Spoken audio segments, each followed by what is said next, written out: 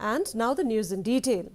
State civil services officers attending the 124th Induction Training Program at Lal Bahadur Shastri National Academy of Administration called on President Murmu at the Rashtrapati Bhavan today.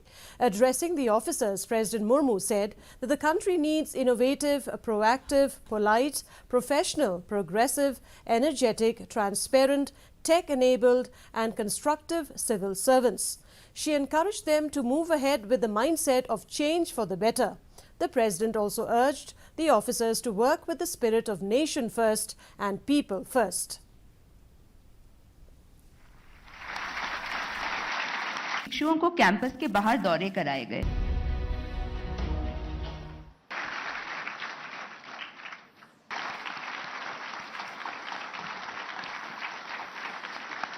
Lal Bahadur Shastri राष्ट्रीय प्रशासन अकादमी के सभी वर्तमान और पूर्व अधिकारियों की भी मैं प्रशंसा करती हूं, जिन्होंने बड़े ही लगन और मेहनत से हमारे देश के चुने हुए ब्रिलियंट माइंड्स को एबल सिविल सर्वेंट के रूप में ढाला है।